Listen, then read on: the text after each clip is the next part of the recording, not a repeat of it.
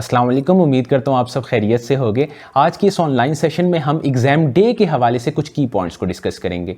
या time management हो गया, पेपर मैनेजमेंट हो गया, बबल शीट हैंडलिंग हो गया, क्योंकि ये वो तमाम की पॉइंट्स हैं जो किसी हद तक स्टूडेंट की एफिशिएंसी बढ़ाने में एक अहम किरदार अदा कर सकते हैं। तो हर एक MCQs की खास अहमियत होती है और मुझे इंशाअल्लाह ताला पूरा यकीन है कि इस की पॉइंट्स को देखने के बाद बहुत सारे ऐसे आपके ब्लर रीजन होंगे जो पॉलिश हो जाएंगे और इंशाअल्लाह ताला आपको फ़ायदा होगा। तो सेशन को स्टार्ट करने के लिए हम चलते हैं अपनी स्क्रीन की तरफ। ठीक है, अब हम डिस्कस कर लेते हैं टेक्निकल गाइडलाइंस को कि यानी पेपर के दौरान आपने किन चीज़ों का ख्याल रखना है। ठीक है, टेक्निकल गाइडलाइंस में सबसे पहला पॉइंट आ जाता है बबल शीट ऑब्जर्वेशन का।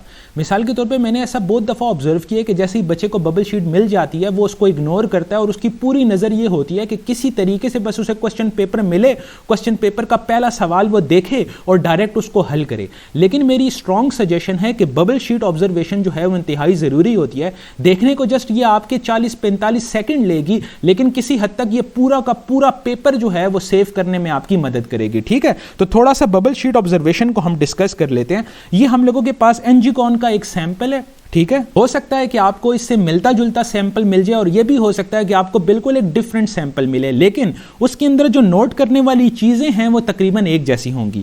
जैसे फॉर एग्जांपल सबसे पहले आपने ये नोट करना है कि जो बबल शीट आपको मिली है क्या आपका जो रोल नंबर है उस पर ऑलरेडी मेंशन है, क्योंकि प्रीवियस ईयर्स में ऐसा होता था कि ऑलरेडी जो आपका रोल नंबर और नाम होता था वो आपकी बबल शीट पर मेंशन होता था, तो इन केस बच्चों को काफ़ी आसानी हो जाती थी। तो आपने सबसे पहले ये देखना है कि जो आपका रोल नंबर है और जो आपका नाम है वो ऑलरेडी आपकी बबल शीट पे मेंशन है। अगर मेंशन है वेरी गुड। अगर इन केस आपका रोल नंबर और आपका नाम जो है वो बबल शीट पे मेंशन नहीं है तो आपने इन्विजिलेटर से फौरन पूछना है कि क्या हमने ये रोल नंबर और नाम खुद लिखना है, अगर लिखना है तो इसकी क्या मेथोडोलॉजी होगी। ठीक है, तो ये चीज इंतहाई जरूरी है ताकि वो बच्चे जिस टाइम पे अनाउंसमेंट पे वो रिएक्ट कर रहे होंगे आप पहले से उस रिएक्शन के लिए तैयार होंगे।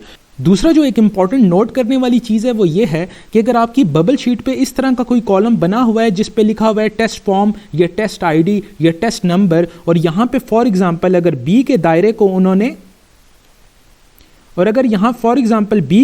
उन्होंने फिल किया हुआ है, इसका ये मतलब है कि जो क्वेश्चन पेपर आपको मिलेगा उसके ऊपर भी बी ही लिखा होगा। जैसे फॉर एग्जांपल मैं आपको उसका सैंपल बता देता हूँ कि जैसे फॉर एग्जांपल कोई क्वेश्चन पेपर आपको मिलेगा तो उसके ऊपर भी इस तरीके से बी लिखा होगा। तो ये भी एक इंपॉर्टेंट ऑब्जर्वेशन है जो आपने करनी है। ऐसा ना हो कि आपकी बबल शीट पे मार्क हुआ सी और क्वेश्चन पेपर जो आपको मिल जाए वो मिल जाए ए का, तो इस तरह का कोई कॉन्फ्लिक्ट क्रिएट हो सकता है। इंसान है, इतने ज्यादा बच्चे हैं, तो एक छोटी छोटी ऑब्जर्वेशन है जो आपने खुद नोट करनी होती है। ठीक है, अगर आपको बबल शीट मिली है उस पर ऑलरेडी अगर वहां पे बी लिखा हुआ है, इसका यह मतलब है कि जो आपको क्वेश्चन पेपर मिलेगा उस पर भी बी होगा। अगर वहां पे सी लिखा है तो क्वेश्चन पेपर जो आपको मिलेगा वो भी सी का होगा। और ऐसा भी हो सकता है कि आपकी बबल शीट जो है उस पर कोई कॉलम जो है वो फिल ना हो। जैसे ऐसा भी हो सकता है कि आपको जो बबल शीट मिले उस पर कोई भी कॉलम जो है वो फिल ना हो, तो जैसे ही आपको क्वेश्चन पेपर मिलेगा और वो बी का मिलेगा तो वहां मौजूद इन्विजिलेटर से आप फौरन पूछ सकते हो कि मुझे क्वेश्चन पेपर जो मिला है वो बी का मिला है, तो क्या मैं इसको बी से फिल कर लूं या रहने दूं। मतलब हर चीज में आपने कोशिश करनी है कि इन्विजिलेटर से इस चीज का पूछ लेने और उसके बाद आपने इस पर रिएक्ट करना है। ठीक है, यहाँ पे मैं एक और चीज़ डिस्कस करना चाहूँगा। बाज़ औक़ात कुछ बबल शीट्स पे लिखा होता है exam number, exam code, exam ID, तो इस चीज़ को आपने अपने रोल नंबर से जो है वो कंफ्यूज नहीं करना। ठीक है, जो आप लोगों का ये एग्ज़ाम नंबर, एग्ज़ाम कोड या एग्ज़ाम आईडी जो होता है वो एक्चुअली आपका पेपर के ऊपर एक कोड लिखा होता है। जैसे देखो यहाँ पे कोड लिखा हुआ है 207, तो आप लोगों का ये जो है वो एग्ज़ाम का एक नंबर होता है या एग्ज़ाम की एक आईडी होती है जो यूजुअली 3 डिजिट्स की होती है, 1 2 3, तो यूजुअली 3 डिजिट्स की होती है। कुछ ऐसे बच्चे होते हैं जो इस एग्जाम कोड को अपने रोल नंबर के साथ कंफ्यूज कर देते हैं और परेशान हो रहे होते हैं। ठीक है, तो इस वजह से ये वाला पॉइंट जो है वो डिस्कस करना जरूरी था। अगेन मैं ये बोल रहा हूं कि ये जो सैंपल है वो एनजीकॉन का है, हो सकता है आपको इसी से मिलता जुलता कोई सैंपल मिल जाए, आपको हेल्प हो जाएगी। लेकिन अगर आपको कोई दूसरा सैंपल भी मिल जाता है तो उसमें यही एक बारीक बारीक चीजें होंगी जिसको डिस्कस करना जरूरी था। उम्मीद है आप सारी चीजों पर आप समझ गए हो कि टेस्ट फॉर्म का क्या मतलब होगा, ABC में से कोई दायरा फिल होगा उसका क्या मतलब होगा, रोल नंबर नाम अगर मेरा लिखा होगा तो मैंने चेक कर लिया, अगर नहीं लिखा होगा तो मैंने लिखना है, लेकिन इन्विजिलेटर से पूछ के मैंने सारी चीजें करनी है। ठीक हो गया, तो ये एक इंपॉर्टेंट पॉइंट्स है जो बबल शीट ऑब्जर्वेशन में इंक्लूडेड है। एक इंतहाई इंपॉर्टेंट पॉइंट को हम डिस्कस करते हैं, जो यूजुअली देखने में तो शायद आपके 10-12 सेकंड लेगा, लेकिन आपके आराम से 5-6 एमसीक्यूज भी बचा सकता है। जो बबल शीट डिस्ट्रीब्यूशन है वो हमारे पास दो तरह की होती है, एक हमारे पास होती है रो डिस्ट्रीब्यूशन और एक हमारे पास होती है कॉलम डिस्ट्रीब्यूशन। अब ये वाली जो बबल शीट है वो हमारे पास है रो डिस्ट्रीब्यूशन। रो डिस्ट्रीब्यूशन का ये मतलब होता है कि देखो 1 2 3 4 5 6 7 8 9 10 और 10 के बाद जो 11 है वो इस जगह पे है, ठीक है। कुछ हमारे पास होती है कॉलम डिस्ट्रीब्यूशन जिसमें हमारे पास 1 2 3 4 5 6 7 8 9 10 10 के बाद यहां पे 11 लिखा होता है, ठीक है। और ज्यादा बच्चे किसी हद तक इस पैटर्न के साथ जो हैं वो कंफर्टेबल होते हैं, जैसे वो क्वेश्चन पेपर से देख रहे हैं कि भाई 7 में बी था, बी फिल कर लिया, 8 में ए था, ए फिल कर लिया, 9 में सी था, सी फिल कर लिया, 10 में बी था, बी फिल कर लिया, 11 में सी था। तो वो ये नहीं देख रहे कि भाई ये 51 है, वो डायरेक्ट इसी तरह एक सीक्वेंस में आ रहे होते हैं। और जिस टाइम पे किसी हद तक वो आधा या पूरा कॉलम कर लेते हैं, फिर उनको होश आता है कि भाई मैंने तो गलत कर लिया है। उस टाइम पे बंदा पैनिक कर ले, इससे बहुत ज्यादा बेहतर है कि बंदा 10-12 सेकंड पहले इस बबल शीट को गौर से देख ले कि इसका पैटर्न किस तरीके से काम कर रहा है, ठीक है। तो जैसे ही फॉर एग्जांपल इसका पैटर्न ऑब्जर्व कर लोगे कि भाई ये 10 है, 10 के बाद 11 है, फिर यहाँ पे 20 है, 20 के बाद 21 है, फिर यहाँ पे 40 है, 40 के बाद 41 है, फिर 50 और फिर 51 जो है वो यहाँ पे आ रहा है। तो थोड़ा सा आपने इसको ऑब्जर्व कर लेना है कि जो आपको बबल शीट है वो किस डिस्ट्रीब्यूशन पे दी गई है। अब ये देखने पे देख लो, आपके जस्ट 10 सेकेंड लेगा, लेकिन फायदा ये हो जाएगा कि आप साइकोलॉजिकल तैयार हो जाओगे कि जिस टाइम पे आपको पेपर मिलेगा और उसके बाद आप बबल शीट पे आओगे तो आप ये अप्रोच के लिए बिल्कुल तैयार हो गए, ठीक है। तो एक इंपॉर्टेंट अप्रोच थी जो आपसे डिस्कस करना जरूरी था, क्योंकि मैंने बहुत सारे बच्चों को ऐसा देखा हुआ है कि वो ज्यादा नहीं लेकिन 2-4 एमसीक्यूज इधर जल्दबाजी में लिख लेते हैं, ठीक है, और बाद में फिर पैनिक कर जाते हैं। तो ये तमाम की पॉइंट्स थे बबल शीट ऑब्जर्वेशन के हवाले से। अब हम आगे चलते हैं और कुछ देख लेते हैं क्वेश्चन पेपर ऑब्जर्वेशन के हवाले से। अभी तक जितनी बातें हमने डिस्कस की वो बबल शीट ऑब्जर्वेशन के हवाले से की और उसका क्या फायदा होगा वो भी आपको चीजें सारी क्लियर हो गई होंगी, ठीक है। अब दूसरी हमने अप्रोच डिस्कस करनी है क्वेश्चन पेपर ऑब्जर्वेशन के हवाले से, कि मिसाल के तौर पर अगर क्वेश्चन पेपर बच्चों को जैसे ही मिलता है वो फौरन क्वेश्चन नंबर 1 को देखते हैं और उसको सॉल्व करने की कोशिश करते हैं। मुझे ये लगता है उससे पहले 30-35 सेकंड आप थोड़ा सा अपने क्वेश्चन पेपर को दो, ताकि उसके ऊपर भी एक अपनी पॉजिटिव अप्रोच जो है आप डेवलप कर सको। मिसाल के तौर पे आपके पास 2 क्वेश्चन पेपर एक्सपेक्टेड हैं। जिस टाइम पे आपको क्वेश्चन पेपर मिलेगा तो सबसे पहली ऑब्जर्वेशन जो आपने करनी है वो ये करनी है कि आया आपका जो पेपर है वो पोर्शन वाइज है। पोर्शन वाइज ये होता है कि हर सब्जेक्ट का अलग अलग पोर्शन बना होता है, जैसे केमिस्ट्री है सारे केमिस्ट्री के एमसीक्यूज, बायो है सारे बायो के एमसीक्यूज, फिजिक्स है सारे फिजिक्स के एमसीक्यूज। तो किसी हद तक जो पोर्शन वाइज एग्जाम है उसको सॉल्व करना आसान होता है, क्योंकि आप अपनी मर्जी के पोर्शन पे चले जाते हो। जैसे सबसे पहले मेरे माइंड में आ गया भाई मैं बायो करूंगा क्योंकि वो आसान है, मुझे आती है, कम टाइम में हो जाएगी। उसके बाद मैं इंग्लिश करूंगा, उसके बाद केमिस्ट्री करूंगा, फिर फिजिक्स करूंगा और फिर उसके बाद लॉजिकल रीजनिंग कर लूंगा। तो किसी हद तक आपकी जो स्ट्रेटेजी है वो डिजाइन हो जाती है। दूसरे टाइप का जो पेपर होता है वो हमारे पास शफल्ड एग्जाम आता है। शफल्ड एग्जाम इस तरीके से होता है, जैसे मिसाल के तौर पे ऐसा हो सकता है कि 3 एमसीक्यूज फिजिक्स के हैं, फिर 3 एमसीक्यूज केमिस्ट्री के हैं, फिर 3 एमसीक्यूज बायो के हैं, फिर 1 एमसीक्यूज इंग्लिश का है, फिर 2 एमसीक्यूज बायो के हैं, फिर 2 एमसीक्यूज केमिस्ट्री के हैं। तो पूरा का पूरा जो एग्जाम है वो शफल्ड होता है। किसी हद तक जो शफल्ड एग्जाम है इसका डिफिकल्टी पोर्शन वाइज एग्जाम से थोड़ा सा ज्यादा होता है। खासतौर पर परेशानी उन बच्चों को आती है जिनकी रिवीजन स्ट्रांग नहीं है, क्योंकि देखो जैसे ही वो फिजिक्स के एमसीक्यूज कर रहे होते हैं सारा का सारा फिजिक्स वो अपने माइंड में रिकॉल कर लेते हैं, नीचे डायरेक्ट इनऑर्गेनिक केमिस्ट्री आ जाता है। वो inorganic chemistry, organic chemistry, physical chemistry को हल करते हैं, कुछ अपने माइंड में रिकॉल कर लेते हैं, नीचे डायरेक्टली इनहेरिटेंस आ जाता है। तो फिर बाज़ औक़ात वो हर सवाल पे थोड़ा ज्यादा टाइम ले रहे होते हैं उसको हल करने के लिए। लेकिन वो बच्चा जिसकी रिवीजन स्ट्रांग है उसको इस शफल्ड एग्जाम से भी कोई खास फर्क नहीं पड़ता, वो डायरेक्ट गो थ्रूली सारा एग्जाम अच्छे तरीके से अपना सॉल्व कर लेता है। लेकिन अगेन पोर्शन वाइज एग्जाम को करने की एक अलग स्ट्रेटेजी होगी, शफल्ड एग्जाम को करने की एक अलग स्ट्रेटेजी होगी। तो जैसे ही आपको क्वेश्चन पेपर मिल जाएगा आपने ये ऑब्जर्वेशन बनानी है कि भाई ये पोर्शन वाइज एग्जाम है या शफल्ड एग्जाम है, और उसके बाद अपना पेन आपने निकालना है और उस स्ट्रेटेजी जो आपके माइंड में है उस तरतीब से उस पेपर को हल करने की कोशिश करनी है। और कौन सी बेस्ट स्ट्रेटेजी हो सकती है मैं ये आगे डिस्कस कर लेता हूँ, ठीक है। अब टेक्निकल गाइडलाइन में जो अगला एक इंपॉर्टेंट पॉइंट हमारे पास आ जाता है वो पेपर एंड टाइम मैनेजमेंट का आ जाता है। ये इंतहाई ज़रूरी टेक्निक होती है, क्योंकि अगर मिसाल के तौर पे आपको पेपर एंड टाइम मैनेजमेंट आता है तो ऑटोमेटिकली जितना पेपर का आसान हिस्सा होगा या वो तमाम हिस्सा जो आपको आता है आप पहले कर लोगे और सेफ हो जाओगे। लेकिन एक बच्चा जिसको ये टाइम एंड पेपर मैनेजमेंट नहीं आता, ऐसा भी हो सकता है कि पेपर ख़त्म हो जाए और वो हिस्सा जो उसको आता था वही रह जाए अनलकीली। ठीक है, तो ये एक इंतहाई इंपॉर्टेंट अप्रोच है। इस हवाले से जो मेरी अप्रोच है मैं आपके साथ डिस्कस कर लेता हूँ, आप उसको भी फॉलो कर सकते हो। और ऐसा भी हो सकता है कि आपकी अप्रोच मेरे से भी ज़्यादा बेहतर हो तो आप उसी के साथ रहोगे। ठीक हो गया। अच्छा, टाइम मैनेजमेंट, पेपर मैनेजमेंट और पेपर अटेम्प्टेशन की जो एक बेस्ट प्रैक्टिस हो सकती है वो ये होगी कि आपने कोशिश ये करना है कि आपने 1 से 200 तक जाना है, और इस दरमियान जितने भी आसान एमसीक्यूज़ हैं, वो तमाम एमसीक्यूज़ जो आपको आते हैं, वो तमाम एमसीक्यूज़ जो फ़ौरन वन गो में आप सॉल्व कर सकते हो, और वो तमाम एमसीक्यूज़ जिसमें बिल्कुल बारीक सी छोटी मोटी कैलकुलेशन इन्वॉल्व है और आराम से आपको 1-1.5 मिनट में वो आंसर दे सकते हैं, उनको आपने सॉल्व कर लेना है। और 1 से 200 तक जाते हुए वो तमाम एमसीक्यूज़ जो आपको नहीं आते या फ़ौरन दिमाग से निकल गए हैं, या आपको ये लगता है कि भाई इनमें तो अच्छी खासी कैलकुलेशन इन्वॉल्व है, या आपको लगता है ये टाइम कंज्यूमिंग है, इसको मैं सॉल्व कर सकता हूँ लेकिन मैं इसको बाद में करूँगा, उन पे आप डायरेक्टली स्टार लगाओगे और आगे जाओगे। ठीक है, इसका मेन फायदा ये हो जाएगा कि जिस टाइम पे आप 1 से 200 तक जाओगे ना, तो पेपर का जितना आसान एमसीक्यूज़ होगा या जितना रिकॉल एमसीक्यूज़ होगा या बेसिक एमसीक्यूज़ होगा वो आप कर चुके होगे। और ऐसा करने पे आपको ये भी महसूस होगा जिस टाइम पे आप 1 गो कर लोगे कि आपने तकरीबन पेपर का 170 to 175 एमसीक्यूज़ जो है वो कर लिया है। तो इसका ये मतलब है कि ऑटोमेटिकली आप टॉप 1000 की लिस्ट में आ गए हो, आप मेडिकल कॉलेज की लिस्ट में आ गए हो किसी हद तक। अब जो आने वाले 30 से 25 एमसीक्यूज़ होंगे वो ये डिसाइड करेंगे कि आपका कितना अच्छा मेडिकल कॉलेज होगा। ठीक है, तो जिस टाइम पे आपने 1 से 200 तक चले गए, सारे इजी एमसीक्यूज़ कर लिया, जैसे फॉर एग्जांपल 1 एमसीक्यूज़ आपने पढ़ा, आपने बोला भाई इसमें डी ऑप्शन है, इसको टिक कर लिया। उसके बाद दूसरा एमसीक्यूज़ पढ़ा, आपने बोला इसमें डी ऑप्शन है, इसको भी टिक कर लिया। तीसरा एमसीक्यूज़ पढ़ा, आपको लगा भाई ई ऑप्शन है, इसको भी टिक कर लिया।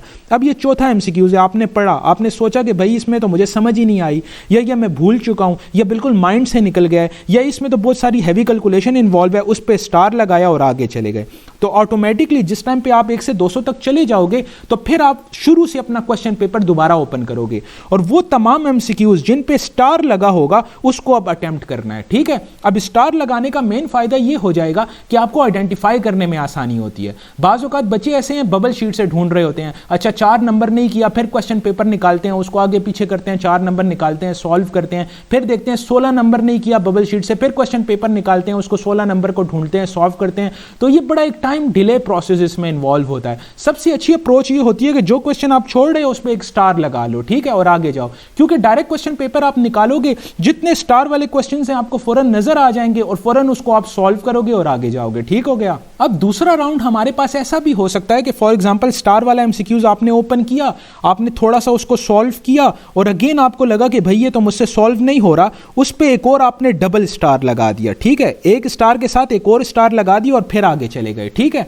और उसके बाद जिस टाइम पे आप 1 से 200 तक जाओगे और सारे के सारे स्टार वाले एमसीक्यूज कर लोगे, देन आपको रियलाइज होगा कि आपने मजीद जो है वो 12 से 20 सवाल कर लिए हैं और तकरीबन आपके पास जो हैं वो 6 से 12 सवाल जो हैं वो रहते हैं।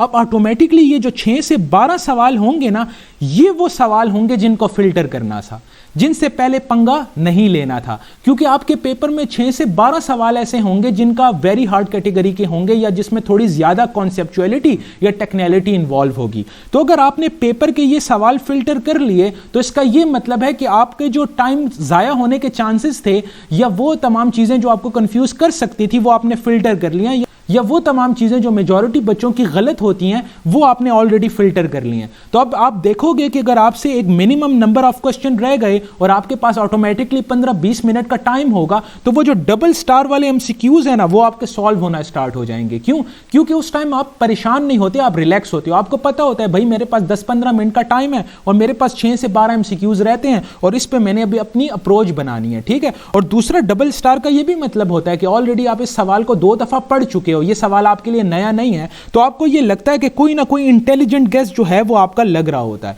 तो जिस टाइम पे आप तीसरे गो में आओगे, मतलब डबल स्टार वाले सवालों को हल करने लगोगे, तो आपने उस टाइम पे उसका डू एंड डाई करना है। मिसाल के तौर पे अगर फिर भी वो सवाल सॉल्व नहीं हो रहा तो ऑप्शंस देखो कि कौन सा वाला ऑप्शन आपका ठीक हो सकता है। आप इंटेलिजेंट गेस भी लगा सकते हो कि भाई सी तो नहीं हो सकता, डी भी नहीं हो सकता, ए एंड बी में से एक हो सकता है, तो हो सकता है ये हो जाए, तो आपने इंटेलिजेंट गेस लगाने हैं। और ऐसा भी हो सकता है कि आपको बिल्कुल बिल्कुल सवाल समझ ही ना आए तो उसका फिर क्या होगा, आपने तुक्का लगा लेना है, because we don't have the negative marking. अगर आप कोई चीज़ छोड़ते हो इसका मतलब है जीरो, अगर कोई चीज़ कोई ना कोई तुक्का आप लगा लेते हो तो इसका ये मतलब हो जाएगा कि 25% चांसेस हैं कि शायद उसका नंबर आपको मिल जाए, शायद आपका सवाल ठीक हो जाए। ठीक है, तो अगर नहीं आता अक्कड़ बक्कड़ बम्बे बो वाली टेक्निक लगानी है और कोई चीज़ आपने छोड़नी नहीं है। तो ये था हमारा पेपर मैनेजमेंट। इसको मजीद मैं थोड़ा सा समराइज कर लेता हूँ। 1 से 200 तक जाना है, जितने सवाल आसान हैं, बेसिक हैं, आपको आते हैं या छोटी सी कैलकुलेशन करके सॉल्व हो रहे हैं उनको करना है। फिर उसके बाद जो नहीं आते उन पे स्टार लगाना है। उसके बाद वापस अपने पेपर पे आना है।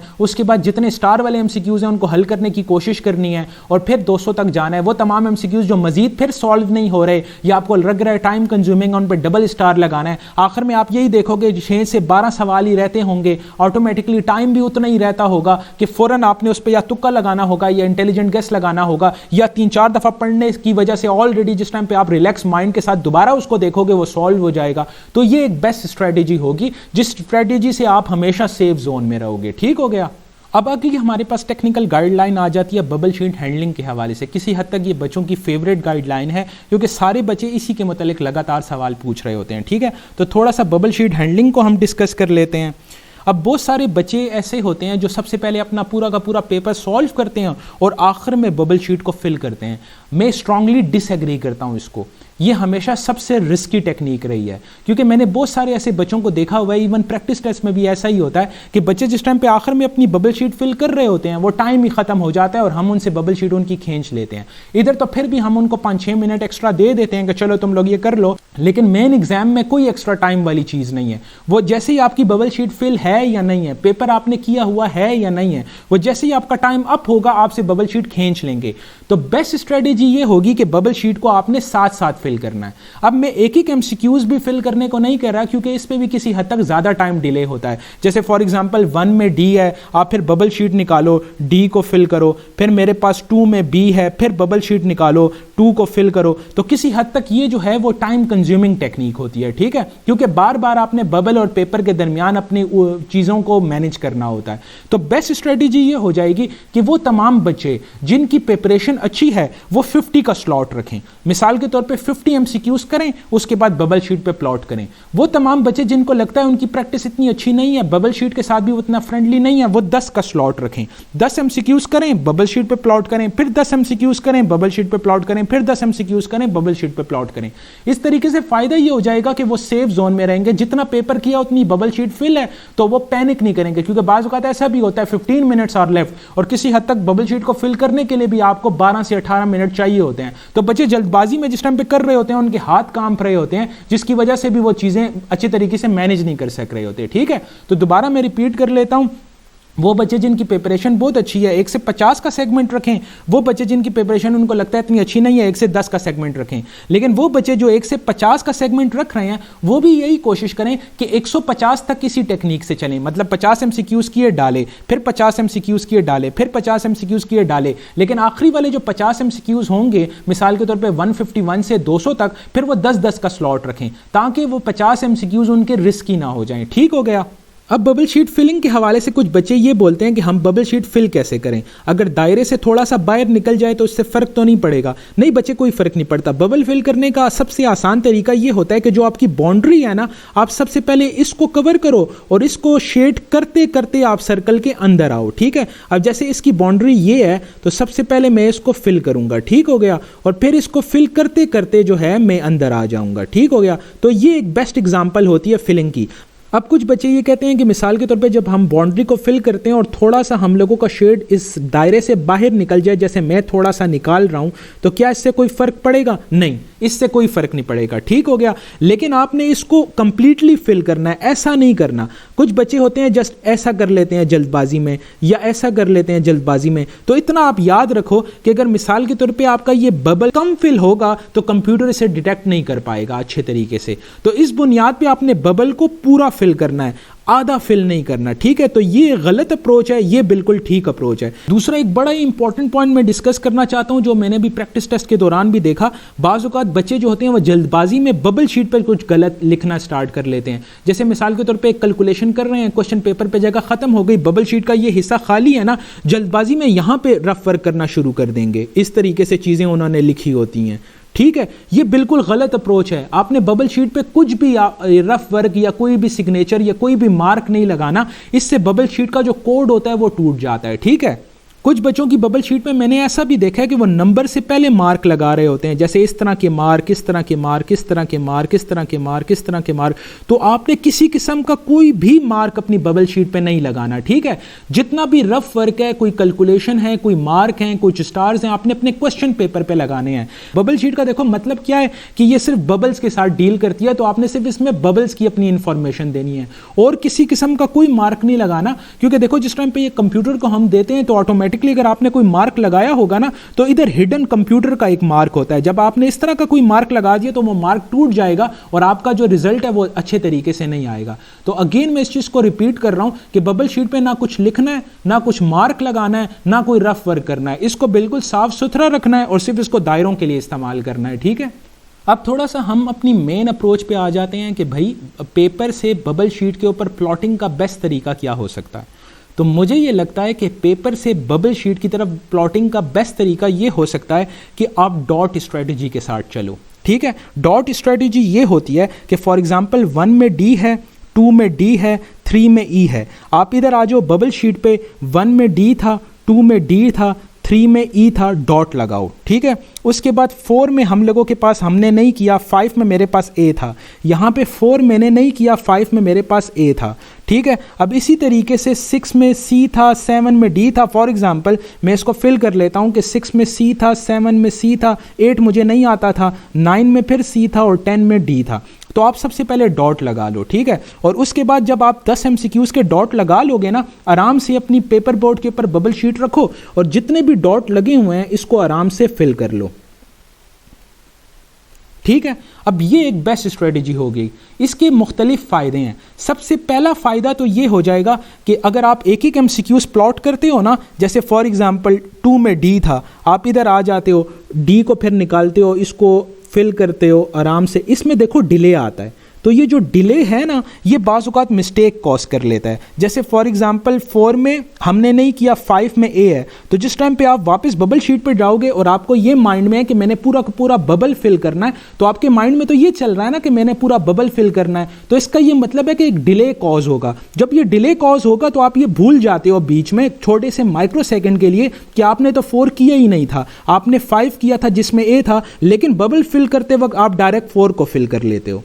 ठीक है, तो बहुत दफ़ा ये चीज़ देखी गई है कि जब भी आप कंप्लीट बबल फिलिंग टेक्निक की तरफ आते हो तो इस तरह की गलती आ जाती है कि आप डायरेक्ट यहाँ पे देखते हो कि भाई 4 मैंने नहीं किया था, 5 में ये था, लेकिन यहाँ पे 4 के बबल को फिल कर लेते हो। क्यों? क्योंकि माइंड में ये होता है कि भाई मैंने बबल फिल करना है, मैं बबल फिल करने के लिए जा रहा हूँ। लेकिन जिस टाइम पे आप ये डॉट स्ट्रेटजी पे काम करते हो ना, तो डॉट जो होता है एक फास्ट स्ट्रेटजी होती है जिसमें आपको डिले मिलता ही नहीं है। तो जैसे 4 नहीं किया, 5 में ए है, डायरेक्ट बबल शीट पे गए, 4 नहीं किया, 5 में ए, डॉट लगाया, वापस में क्वेश्चन पेपर पे आया, तो जिस टाइम पे डिले कम हो जाएगा, गलती करने के चांसेस कम हो जाएंगे।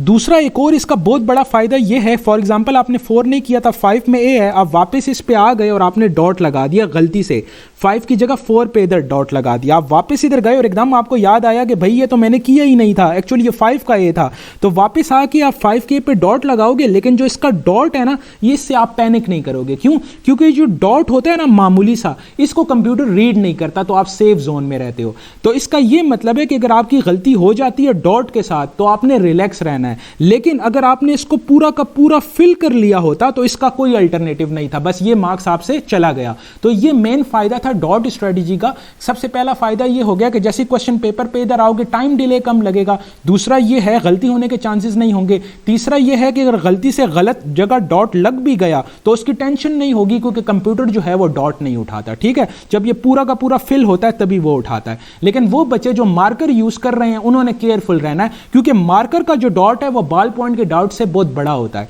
तो जैसे अगर वो मार्कर का डॉट लगाएंगे वो तो तकरीबन इतना डॉट होगा, तो ऑटोमेटिकली ये तकरीबन 30% ऑफ द सर्कल को तो फुल ही कर रहा है। तो इस बुनियाद पे जो मार्कर का डॉट है वो अनसर्टेन है। मार्कर से आपने डॉट नहीं लगाने, डॉट जो है आपने पॉइंटर या बॉल पॉइंट से लगाने हैं। ठीक है, क्योंकि उनकी जो निप है वो थिन होती है, जो उनका डॉट होता है बड़ा बारीक बनता है, तो उस बारीक जो है वो कंप्यूटर नहीं उठाता, लेकिन जो जितना मोटा होगा उतना कंप्यूटर उठा लेगा। ठीक है। तो इस तरीके से ये काफ़ी रिलैक्सिंग और एक फास्टेस्ट प्रोसेस भी होता है कि सारे के सारे जब आपको डॉट नज़र आ जाते हैं, आप आराम से पेपर बोर्ड के ऊपर अपनी बबल शीट लिखते हो, जितने भी डॉट हैं उसको अच्छे तरीके से फिल कर लेते हो। तो एट वन गो आपके अच्छे खासे डॉट जो हैं वो आराम से फिल हो जाते हैं और आपको किसी किस्म का परेशानी का सामना नहीं करना पड़ता। तो ये डॉट स्ट्रेटेजी थी जो यूजुअली मैं यूज़ करता हूँ। उम्मीद है अगर आप यूज़ करोगे आपको फ़ायदा होगा, लेकिन अगर आपके पास इससे अच्छी कोई स्ट्रेटेजी और आप उसके साथ कंफर्टेबल हो तो उसी के साथ चलो। एट द लास्ट मोमेंट अपनी स्ट्रेटेजी बदलना नहीं, ठीक है। इस हवाले से जितने भी की पॉइंट्स थे जो मुझे लगा कि स्टूडेंट्स को मेरा बताना ज़रूरी है, मैंने कोशिश की कम टाइम में आपको डिलीवर कर सकूँ।